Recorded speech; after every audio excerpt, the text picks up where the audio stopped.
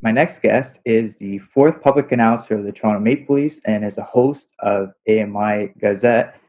So honored to speak with him today, and I'm really inspired of what he's doing right now to help Leaf Nation get through this difficult time. So, Mike, welcome to the show. Thank you for doing this. My pleasure. Thanks for having me. Cool. So, the first question, Mike, tell us about a summary of your career in radio and your current roles as a PA announcer and host of a radio show. I've been in radio and television for over 25 years. Started in my first little while in radio as a disc jockey playing tunes. And after a couple of years of that, the radio station had a format change. It went all sports.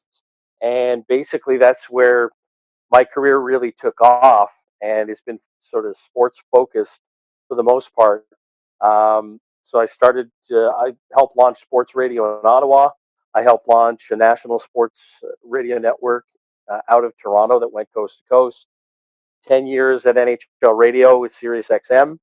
And the last 4 years is the first time I've had a media job in my career where it's not sports related, where I'm working for AMI, which is Accessible Media Inc.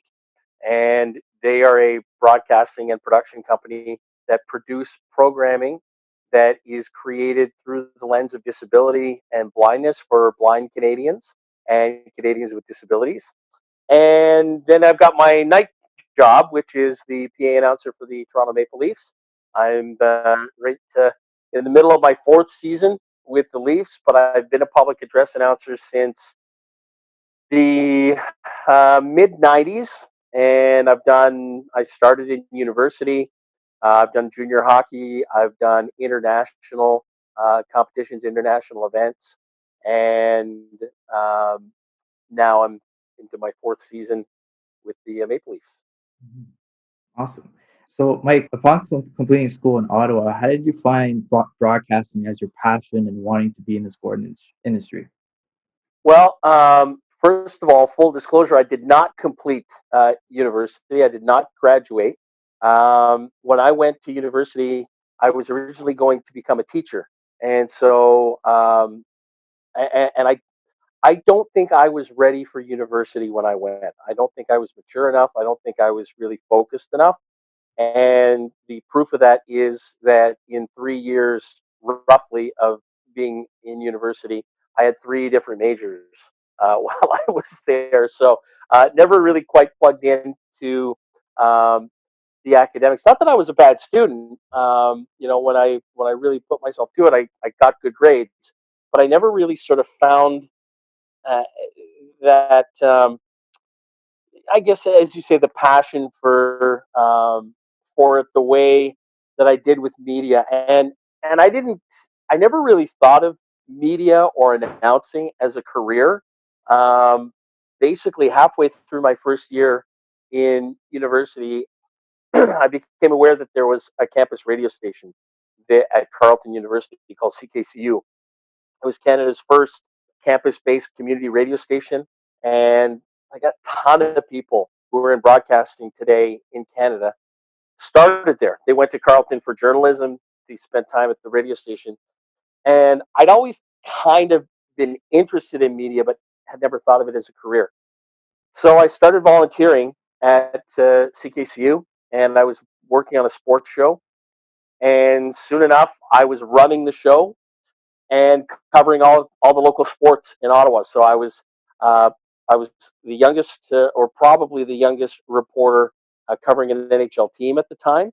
Because again, this is before the age of blogging and podcasting and such. So it was still mainly a sort of a closed circle as far as media in sports. But I mean, we had a CFL team, we had a professional baseball team, junior hockey, the NHL, and certainly university sports.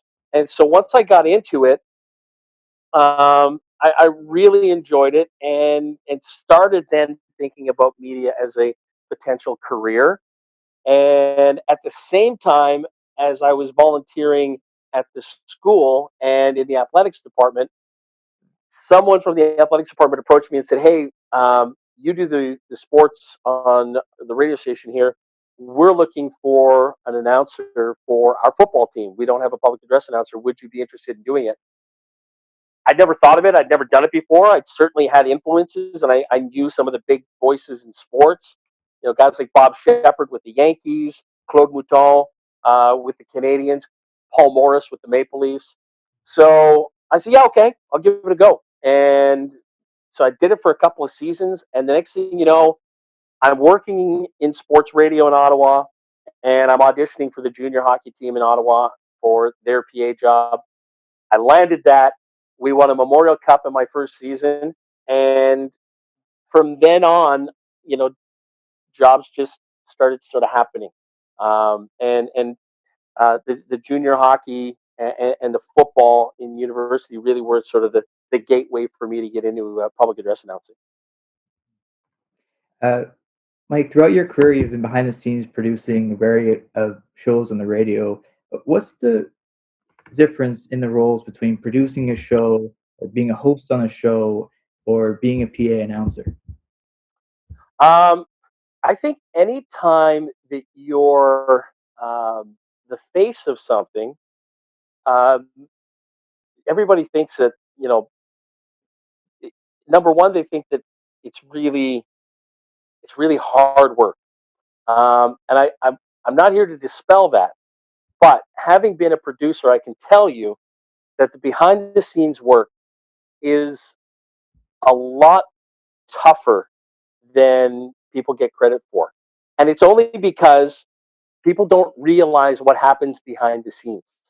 So when you watch a TV show, you watch a movie, you hear a song, you don't really think about the people involved in creating that, in building it, in producing it, in making it happen. And that's perfectly normal. But once you've once you pull back the curtain and you give people the opportunity to see what's involved, uh, there's an appreciation there for the work that it takes. And so for me, a lot of young broadcasters will ask me, um, or will approach me, and they give me the impression that they feel like, hey, you know what? I'm graduated now. I'm ready to jump in and be on camera. Um, it took me. I mean, I've been doing this 25 years. It took me almost a decade to become a host. So I was a producer. I was a technical producer. I was a call screener. I was a locker room reporter. And I only got my first real crack at hosting a show in about 2007, 2000, yeah, about that 2007. So I'd been at it for over 12 years as a broadcaster or involved in broadcasting before I got my opportunity. The best thing was for me was the fact that during those 12 years, I'd done so many other jobs behind the scenes. So it gave me an appreciation once I became a host as to what goes into putting a show together. And I think it made me a better host because I really respect the people that I work with and respect every one of their contributions, whether it's in game presentation for the Maple Leafs, whether it's at AMI and the production of our shows there, or 10 years at NHL Radio. Um, once you've once you've done the behind the scenes stuff, you have a much different appreciation once you get in front of a camera or you get it, behind a microphone and start running your own show. With this show idea, I never realized how much work went into a show until I started doing it. So writing questions or emailing guests or even I've tried to learn how to edit like videos, and it's tough. It's not easy, and I really grew appreciation of the people behind the scenes just from starting this. Yeah, the big thing is, to me, like I had way more anxiety as a producer than I ever have as a host. And people will ask you about that and say, well, don't you get nervous when you're interviewing someone, or how do you um, do a good interview, and how do you come up with your questions and things like that? And I always say that that's the easy part. I think if you were to compare that with the life of a producer, because when you're a producer or a chase producer, you're you're always on. You're always trying to fill that segment for that show 2 3 days ahead, while also still focusing on the show that you're about to do, either tomorrow or the day of. And that anxiety of live broadcasting can, I mean, it's real, and the pressure is real. And it's even more tough when you're involved in any type of media that's ratings driven, because you've got to deliver not just the guest, but you got to hope that that guest and your host then deliver the audience. So there's huge pressure no matter what side of the microphone or the camera that you're on.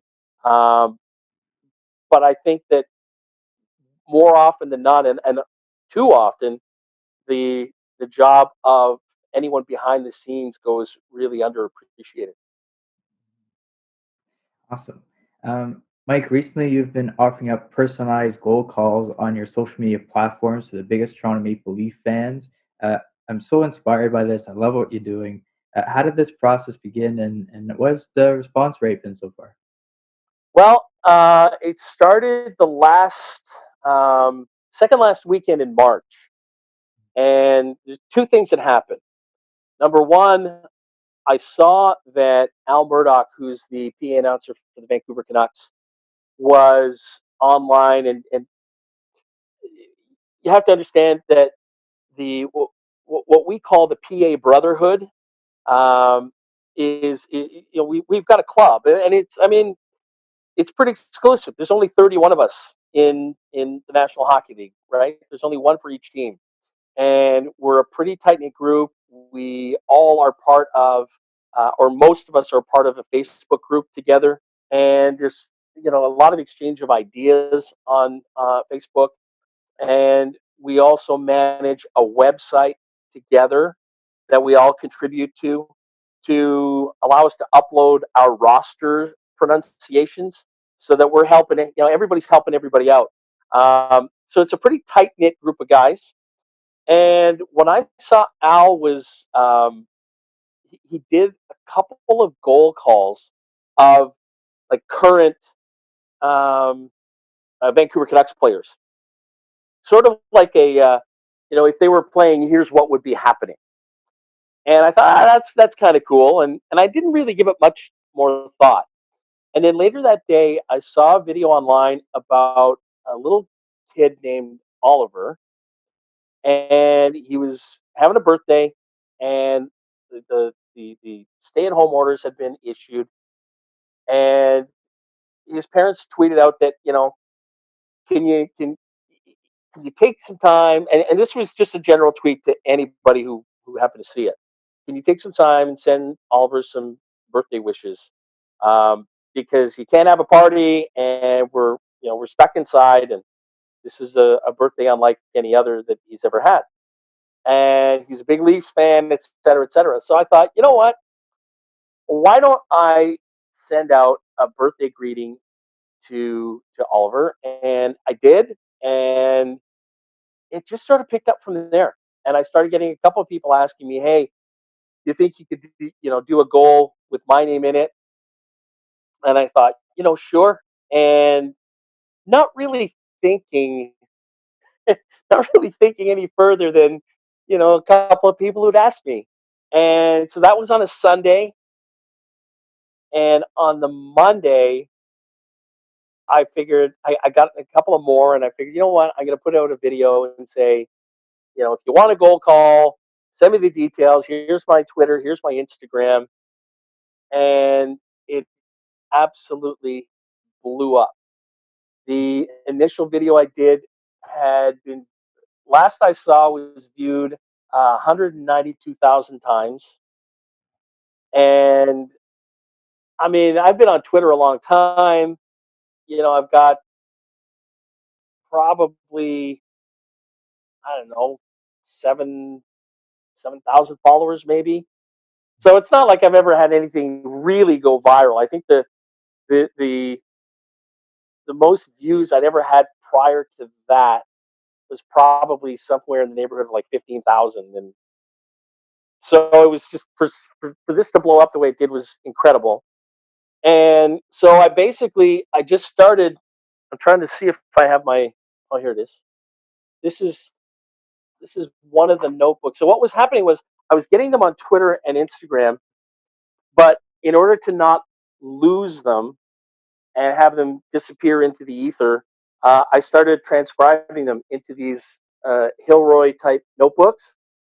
And so this notebook, every one of these pages, double sided of goal calls that, like, now I'm into this. This is my second one. The first one I've done, it's out of the way. This is the second one that I'm now about three-quarters of the way done. And I started a third book now because I'm still getting requests. Um, it's been incredible.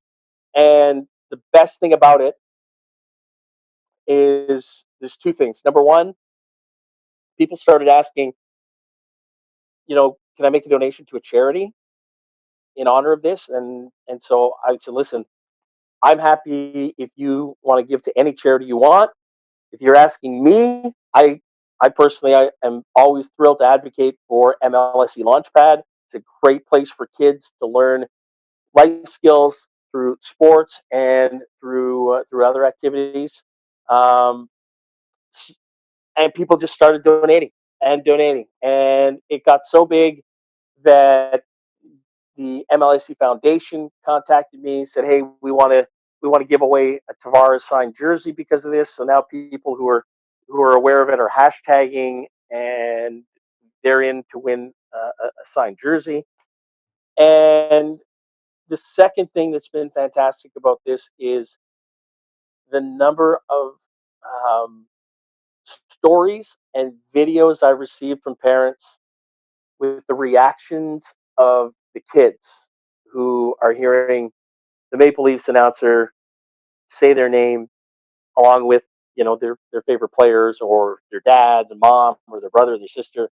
Um, when you see when you understand the difficult time that some people are having right now with being stuck indoors as long as we have, and the the effect that can have on your mood, on your your happiness, to see these kids smile and their reaction, um, I'm just thrilled. And so it's a lot of work. I've basically been doing about between 25 and 40 of these a day for 4 weeks now, and I'll take the odd day off because between that and my day job, I do have to protect my voice. I mean, it is the tool of my trade.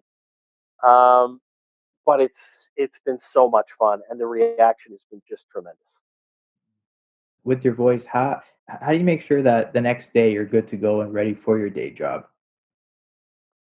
Um, well, honestly, every time you turn on a microphone, it's a crapshoot, right? I mean, um, it's like any it's like any other muscle. At some point, you're going to go to use that muscle, and it's not going to work the way it used to, or it's not going to work at all, or um, you know anything can happen. And so you see it in sports where all of a sudden the pitcher can't throw 90 miles an hour, he's down to 84 or 82. And why? Well, age caught up to him, or overwork. So for me, the biggest thing is just self-awareness.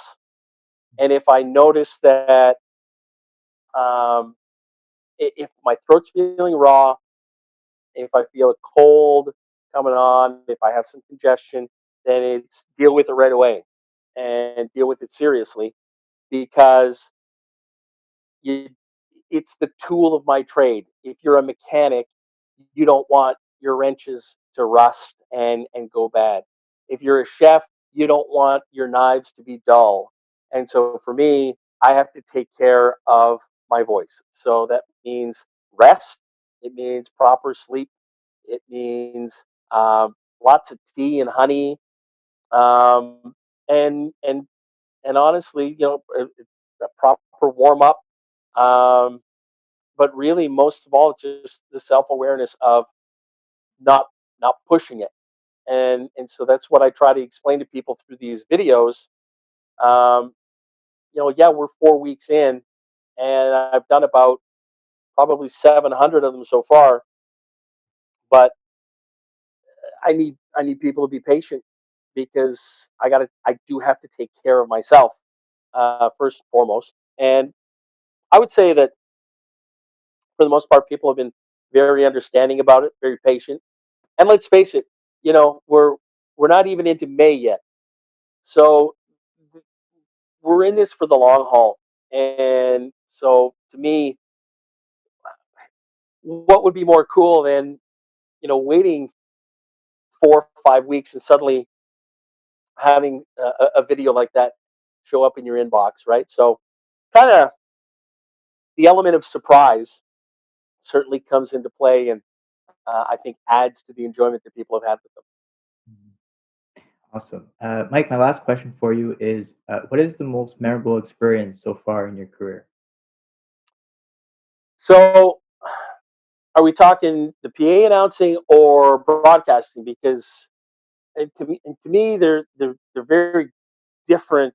They're very different sort of scenarios. So for me, for broadcasting, um, I would say being at Wayne Gretzky's last game in Canada.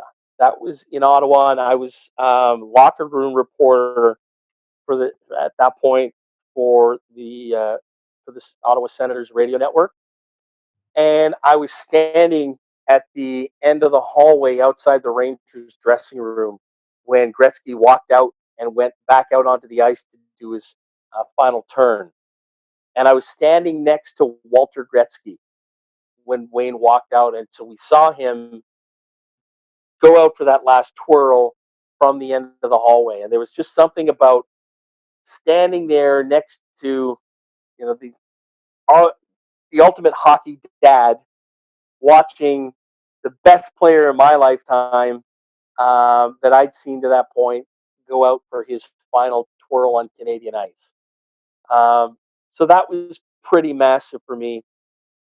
As far as being a PA announcer, certainly my first season of junior hockey, winning a Memorial Cup, um, having a day with the cup, being able to bring it home, share it with my family, especially my grandfather who brought me up on hockey.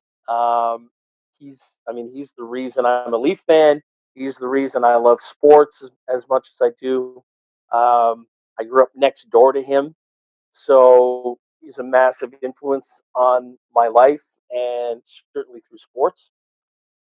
So that was monumental. But I mean, my the first game I ever did in the NHL as an announcer, and my first game with the Leafs at home, opening night 2016, and the first thing I get to do is announce the retirement of all those numbers that up until that point had been honored numbers in what was about a 30-minute ceremony. So, number one, welcome to being the public address announcer for the Toronto Maple Leafs. First of all, biggest stage, biggest team, and only the fourth person in history to have that job. And welcome to opening night, your first opening night in that role with the Toronto Maple Leafs. And oh, by the way, there's a ceremony that we're going to do where we're going to retire all these jerseys, and it's about 25 minutes of talking by you. So here you go. Good luck, and we'll see you after. And it went off without a hitch. It was phenomenal, and there have been great, great events since. The Centennial Classic was unbelievable for me. My first playoff game, but to me, that first night of and being on that stage and people hearing me for the first time as this new voice of this brand new game presentation team and what was really being crowned as a new era for the Maple Leafs, the arrival of Matthews and Marner and Nylander. Um, I mean, it's just other than winning a Stanley Cup, which who knows, I don't know how you really top that very first night. And the best thing is, here in my rec room, I have a frame. And it's a panoramic shot of Scotiabank Arena at the time, the Air Canada Center, and the opening face-off from that game. And at the bottom of the screen or the frame, there's actually a piece of one of the nets from that game, and there's a plaque on it that shows the date of that. And I mean, there it is, my very first game in a frame, and hanging right next to it is a puck from my first game. So that's yeah, that one will be hard to beat, no doubt. Very cool. Mike, before I let you go, where can fans see your videos and just speak upon that if you can? So I'm on Twitter at Rossi on the mic, ROSSYONTHIE or THE rather MIC. So Rossi on the mic MIC, both on Twitter and on Instagram. And I send the videos to people via direct message. So all you have to do is send me a note with your call. What do you want announced? Do you want the 3 stars? Do you want to be one of the 3 stars? Do you want a goal with your two favorite players assisting? Some parents have sent me goals where they have two kids, so it's Austin Matthews scoring the goal and the two kids getting the assist. We can have some fun. I've even actually done some for fans of other teams where I've given them a penalty.